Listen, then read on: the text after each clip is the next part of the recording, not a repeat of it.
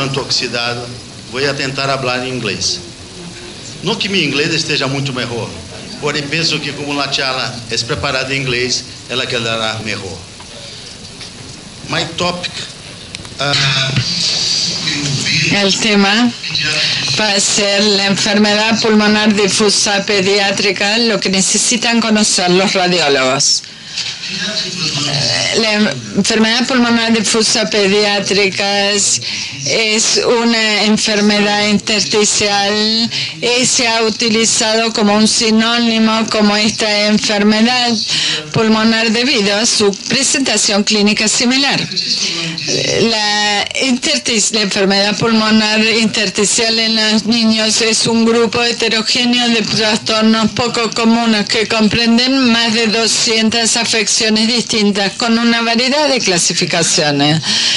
Y la enfermedad pulmonar intersticial está asociada con una morbimortalidad importante y tiene una serie de condiciones patológicas que son muy particulares de la niñez, y es importante que son completamente distintas. Los niños no son adultos pequeños. Durante mucho tiempo tratamos de poner nuestra enfermedad en la clasificación de los adultos y era cada vez más difícil encajarlos porque hay muchas diferencias en los niños entre adultos y niños. Hay cierto grado de superposición de patología entre los niños y los adultos. Sin embargo, también hay patologías que son exclusivas de la edad pediátrica. Hay algunas manifestaciones patológicas del adulto son poco comunes en los niños, como por ejemplo, como la neumonía intersticial. Generalmente se da durante la etapa de desarrollo del pulmón. Se tienen que acordar que esto comienza en las últimas etapas y continúa hasta los 8 años de edad, pero el momento ideal es en los primeros 2 años de edad del niño. ¿Qué ha cambiado y por qué es más fácil comprender la enfermedad pulmonar intersticial? Durante mucho tiempo, 5 años, un grupo de patólogos clínicos, radiólogos, estudiaron una gran cantidad de biopsias, 187 de 11 instituciones. Y después de esto obtuvieron o desarrollaron una nueva clasificación y esto estudio confirmó que la enfermedad no se restringe totalmente a la enfermedad pulmonar intersticial y por eso es mejor llamarlo enfermedad pulmonar difusa. Y lo que es importante, varias enfermedades que ocurren en niños y no dan en lactante. Con esto comenzaron con 187 pacientes, pero después se excluyeron a 22 pacientes, con los que quedaron con 165 biopsias. La mayoría de estos pacientes eran más prevalentes los trastornos en la lactancia, y hablábamos sobre estos pacientes.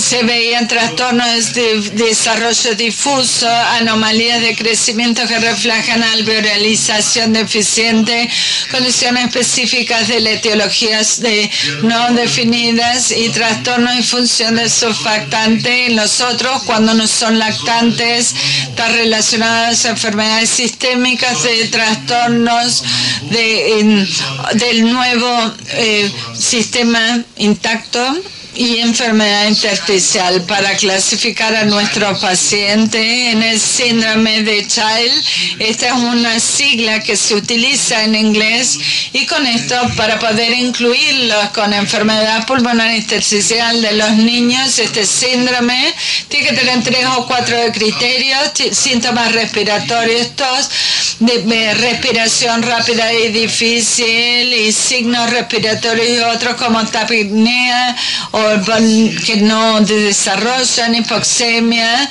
y tener cambios radiológicos difusos en radiografía o tomografía torácica. Si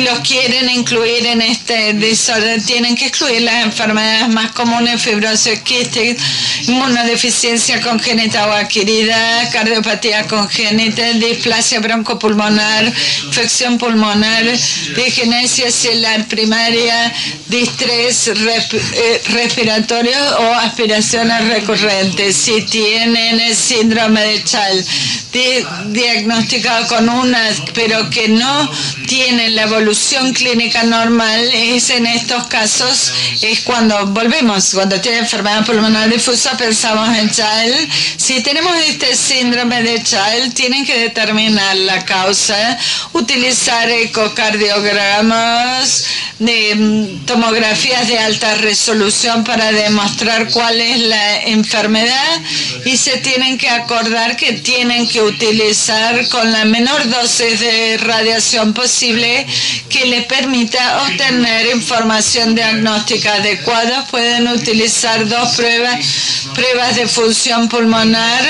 Cuando sea necesario, pueden utilizar broncoscopía flexible con lavado broncoalveolar, y pueden definir las anomalías o las infecciones, y pueden tener pruebas genéticas. Pero si todos estos pacientes neonatos o lactantes no se identifica la enfermedad de Child, entonces, y es una emergencia clínica, tienen que realizar una biopsia pulmonar para definir cuál es la patología.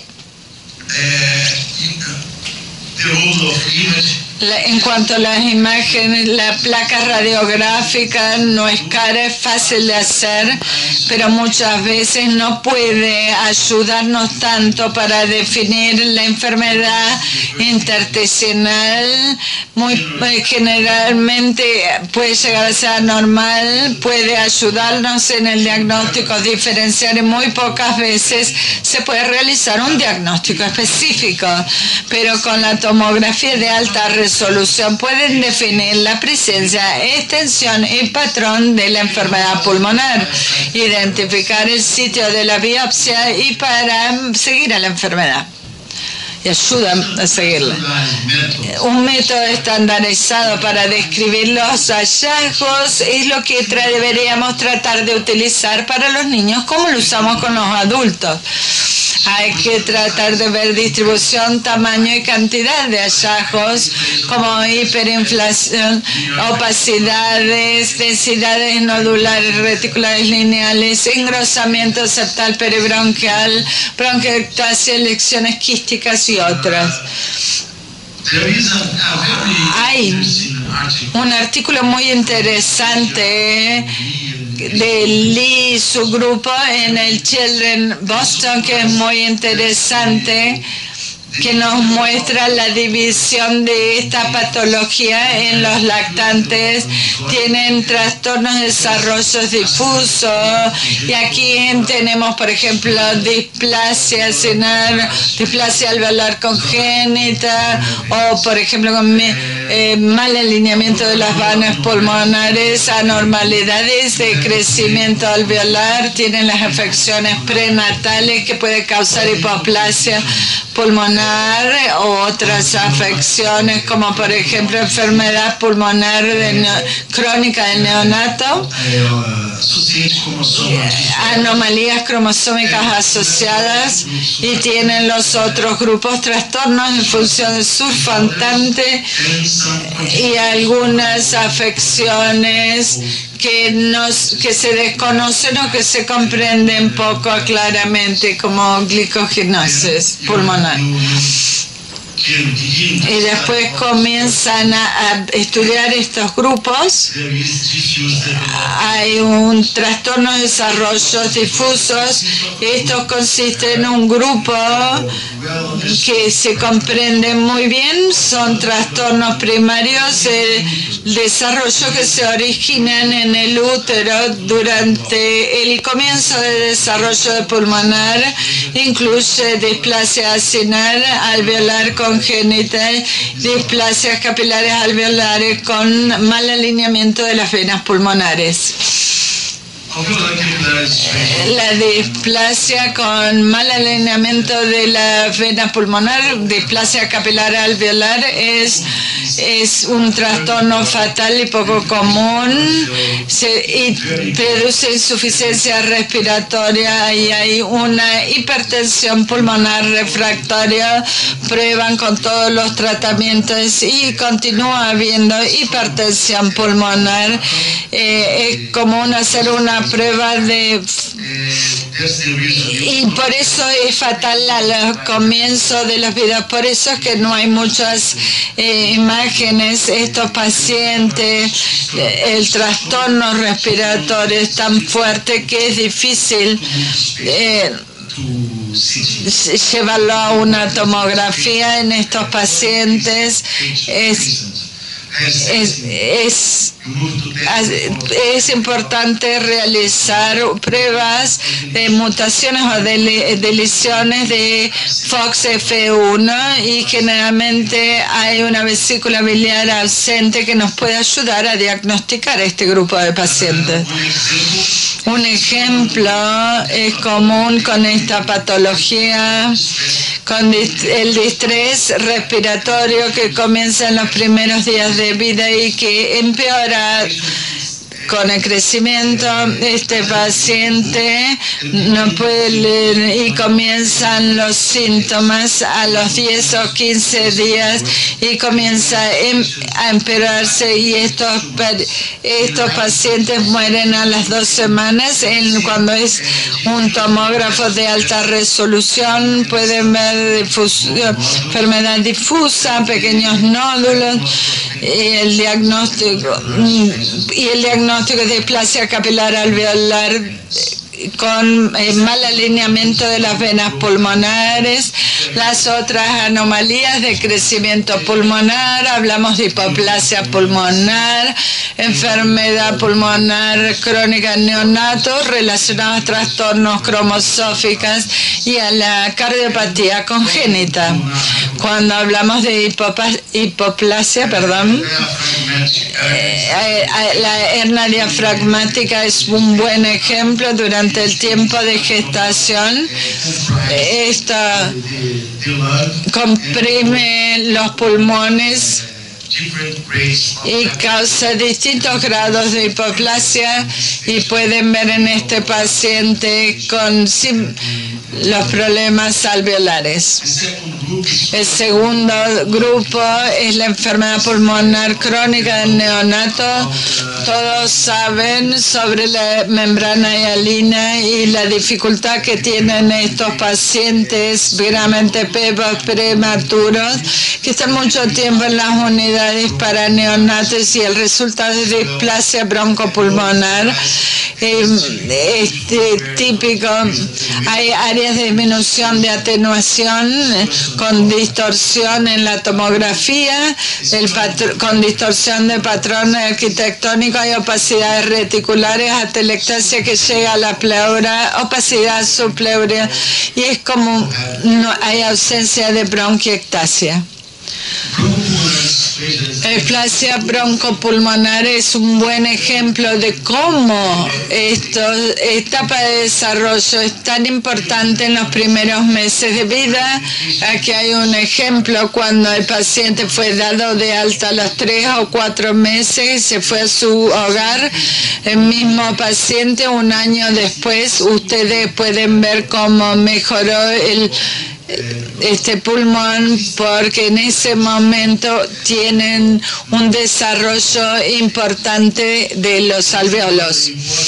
Otro grupo importante se relaciona con trastornos cromosómicos. Tienen que recordar los quistes subpleurales y la relación con síndrome de Down. La asociación de estos quistes con el síndrome de Down fue informada por primera vez en 1986 en una autopsia en la revisión de 8.000 casos de autopsias pediátricas de pacientes sin síndrome de Down. Solo 2 tuvieron hallazgos similares a los quistes subpleurales. En una revisión de los estudios de tomografía de 25 niños con síndrome de Down, se encuentra que 36% tuvieron estos quistes. La hipoplasia pulmonar es la causa probable. Hay comunicación con los alvéolos subpleurales a nivel histológico, y pueden ver en estos ejemplos estos quistes subpleurales. Pueden observar que se lo muestra a un radiólogo que trata con adultas, puede pensar en enfisema. Nosotros tenemos que saber que esto se asocia al síndrome de Down. Otro ejemplo que no es tan grande, un quiste subpleural que se puede ver, y estamos hablando de síndrome de Down aquí también. Otro grupo que es muy interesante son afecciones específicas de etiología no definida. Hablamos de hiperplasia neuroendocrina, de los lactantes y glucogenosis intersticial pulmonar. Nosotros como radiólogos podemos ayudarlos a definir la enfermedad mediante tomografía de resolución. Me gusta esto porque fue la tesis de mi de Brede, y definió esto con tomografía. Originalmente él informó que había taquiapnea persistente de los lactantes, que generalmente son lactantes a término que se presentan antes de los 2 años con un curso prolongado de taquiapnea, hipoxia y retracciones que no mejoran con los corticosteroides. Tienen que pensar que este paciente nació bien y en el primer o segundo mes se produce estos problemas bronquiolitos y continúa con taquiapnea persistente. Las características, opacidades y atrapamiento de aire, y estamos hablando de un gran volumen de los pulmones. En las opacidades se ve la geografía característica, está distribuida ampliamente en el lóbulo derecho. Después podemos ver que esto es el aspecto claro de esta hiperplasia neuroendocrina. Pueden ver la opacidad en el área mediastínica del pulmón. Y esto continúa si ustedes hacen la posición de cúbito. El pulmón se puede ver la continuación aquí. Durante mucho tiempo, para poder obtener este diagnóstico, se necesitaba realizar una biopsia y se había que utilizar inmunohistoquímica para análisis inmunohistoquímico para mostrar los corpúsculos, para tratar de confirmar el diagnóstico, y pueden ver el aspecto de esta opacidad de vidrio esmerilado y lo pueden encontrar. Después se publicó hace algunos años Estudiaron 23 pacientes con NEHI, con esta hiperplasia, que ya no era necesario realizar una biopsia para el diagnóstico de esta patología, y pueden ver los aspectos típicos que se pueden observar en la tomografía de alta resolución y pueden clasificarlo como hiperplasia. Después el aspecto típico de los pulmones, el patrón geográfico y obesidad en vidrio esmerilado. Aquí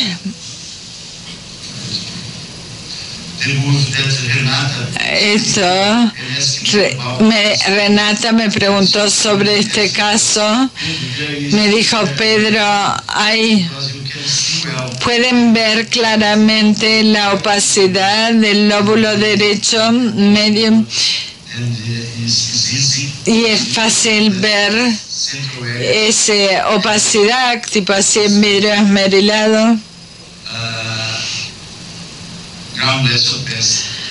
Esta opacidad del lóbulo, y esto es típico de estos casos y pueden ayudar a los pacientes que no mejoran con los corticosteroides y van a tener así un muy buen pronóstico. Es distinto y es muy importante como radiólogos tratar de ayudar a estos pacientes con una patología bien definida. Y ahora hablamos sobre glucogenosis intersticial pulmonar, que se observa en niños y lactantes. Se caracteriza como un trastorno sin causa desconocida. Generalmente se da como un distrés respiratorio en los niños en los primeros 6 meses. Si el distrés respiratorio aparece después de los 6 meses, no hay que pensar en glucogenosis pulmonar, sino que se da en los primeros meses de la vida.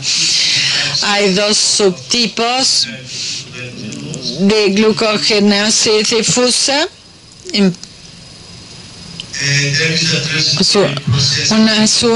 Hay un proceso transitorio en los lactantes con anomalías de crecimiento alveolar.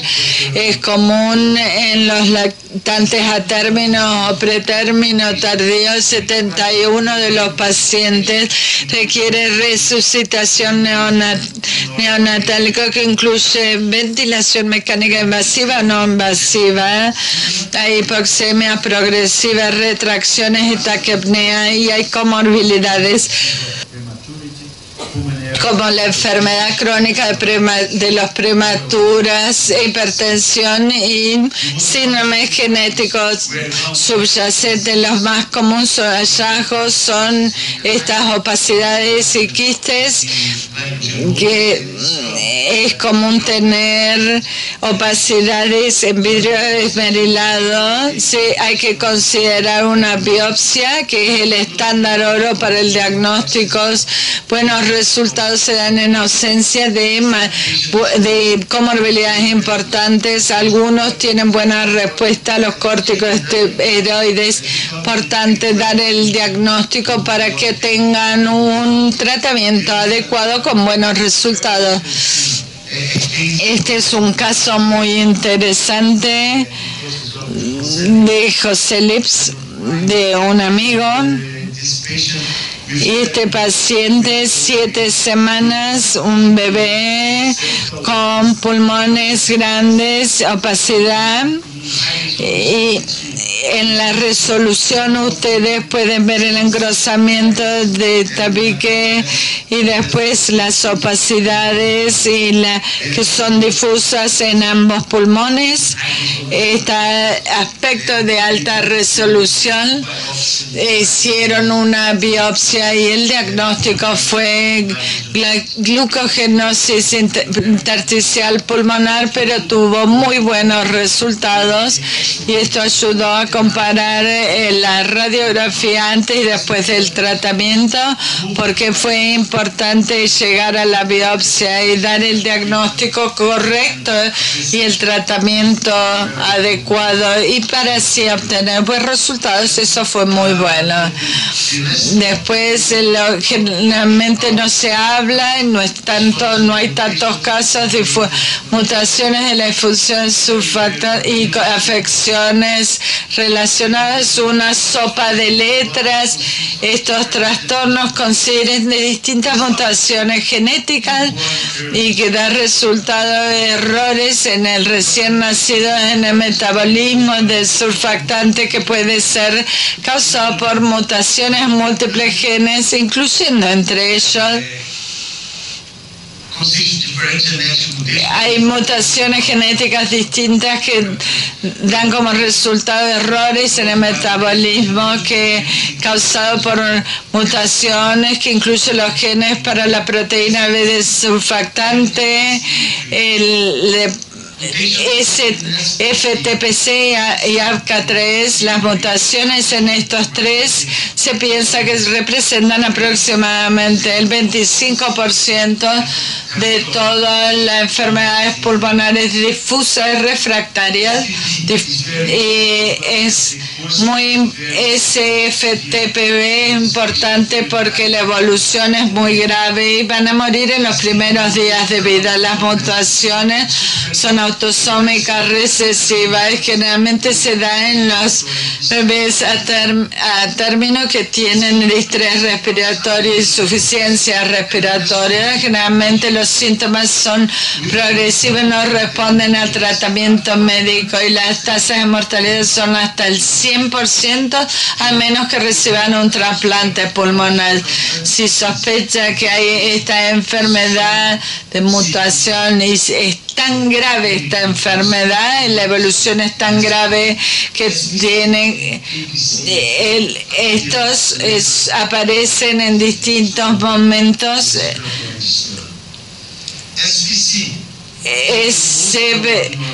SFTPC es la anomalía más común dentro de este grupo y constituye el 17% de la enfermedad pulmonar difusa, más allá de la edad neonatal. Esta mutación tiene muchas tiene variables presentaciones clínicas, puede ser asintomática hasta que crecen.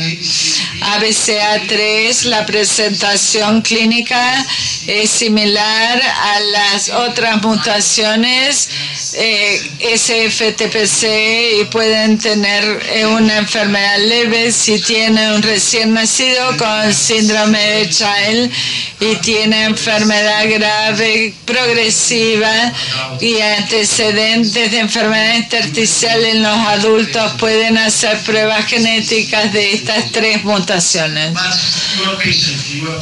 Pero si tiene hipotiroidismo congénito, hipotonia o coriatetosis, en esos casos ustedes pueden pedir por una prueba genética de NKX2-1. Después voy a presentar un caso que es muy interesante.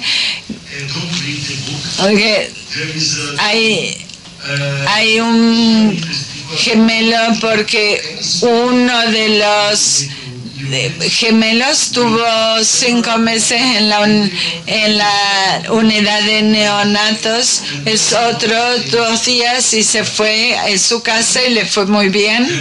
Y después tienen la placa del primer gemelo en este periodo en la unidad de neonatos, y le informamos. El pediatra fue a la casa del bebé y trató de ver y determinar si había taquipnea. Se hizo una placa con alto volumen, podemos ver opacidad. Cuando comparan el paciente en la unidad neonatal y el paciente en el hogar, se puede observar los mismos aspectos con distintas evoluciones clínicas. Entonces se sospechó que era displasia broncopulmonar, pero pensamos que podría ser una disfunción del surfactante. El paciente se hizo una prueba genética y el resultado fue de EBCA3. Después tuvieron un peor pronóstico, pero les continuó yendo bien y hacemos un seguimiento de estos pacientes y ahora ya han pasado creo 7 años y durante este tiempo el bebé a los 4 meses pueden ver que no hay gran diferencia entre estas dos tomografías de alta resolución y después en el seguimiento el gemelo 2 lo pueden ver 2015 y 2017, pueden ver cómo va mejorando y de acuerdo a su madre juega a veces al fútbol. No necesita oxígeno.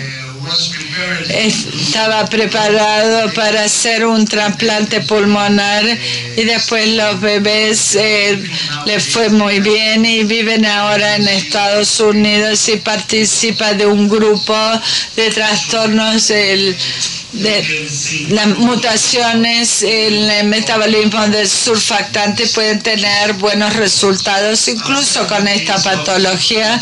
Un segundo caso de disfunción, este es de SFTPC, paciente a término con 4 meses de edad, tuvo bronquiolitis y fue a la UTI y después no crecía, tenía insuficiencia respiratoria crónica y la tomografía de alta resolución mostró un pulmón con grande, con opacidades y algún engrosamiento y el diagnóstico de la prueba genética era SFTPC y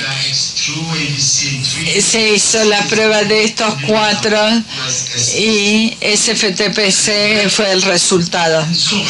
Y para resumir, cuando ustedes cuando es más corto después del nacimiento, tienen que pensar en las mutaciones genéticas o displasia alveolar capilar en todo el espectro. Los primeros 2 años de vida hay que pensar en mutaciones SPC, bronquiolitis, que no se solucionan. Si tienen deformidad torácica, en particular pectus excavatum, piensen que es una mutación de ABCA3. Si tienen un paciente más grande de 2 a 16 años, generalmente hay intolerancia al ejercicio. Hay 3 resultados en la tomografía de alta resolución. Si es normal, probablemente es poco probable que sea child. Si es normal, tienen que pensar en otras patologías. Y si tienen la child, tienen que buscar un diagnóstico específico como proteinosis alveolar pulmonar, neumonía, hipersensibilidad y NIH. Hiperplasia, hay a veces está child con o sin evidencia de comorbilidades, quizás no haya un diagnóstico específico para tratar de ayudar. En este artículo de Lee de Boston Children, esto trató en 2019 de quedarse cerca, de acercarse al diagnóstico, y hay que prestar atención al volumen del pulmón, si es alto, normal o bajo, si tiene opacidad, vidrio esmerilado o no, o quistes o no. Y después, si ustedes tienen un alto volumen, puede ser una mutación filamina A, displasia, hiperplasia, si es normal, Y los otros pueden ver si tienen hiperplasia neuroendocrina, opacidades presentes y no hay quistes. Entonces tienen que pensar en hiperplasia, si es normal. Quizás tienen que determinar si hay trisomía, no hay opacidades, pero tienen quistes subpleurales y pueden definir este diagnóstico. Si tienen una mutación de NKX2-1, tienen opacidades, puede haber quistes presentes o ausentes, pero tienen volumen normal. Si tienen volumen bajo, tienen que pensar en deficiencia de surfactante de hiperplasia pulmonar o enfermedad pulmonar crónica, y las clasificamos tratando de ver si hay opacidades o no y si hay quistes o no. Pienso que esto es una forma de tratar de facilitar un tema tan difícil como la enfermedad pulmonar intersticial. Es fundamental saber el concepto del síndrome de Child y la clasificación de enfermedad pulmonar difusa pediátrica, que es PDP en inglés. El primer paso es excluir las enfermedades más comunes como fibrosis quística y las otras. Un antecedente completo y examen, una anamnesia completa y examen físico es esencial. Traten de ver si hay enfermedad sistémica, reflujo, aspiración. La edad de comienzo de los síntomas es la clave para el diagnóstico y tienen que tratar de ver si es un bebé prematuro, ¿no? Entonces, ¿cuándo comienzan los síntomas? Si tienen esto, pueden ayudar muchísimo para tener el diagnóstico correcto. Los estudios de imágenes, especialmente la tomografía de alta resolución, nos ayudan en el diagnóstico y en algunos casos se puede hacer un diagnóstico específico, como en el caso de proteinosis. El mismo patrón radiológico, histológico, puede asociarse con distintas etiologías y el diagnóstico de enfermedad pulmonar difusa pediátrica es el trabajo de un equipo multidisciplinario que incluye pediatras, neumonólogos, radiólogos y patólogos. Gracias por su atención.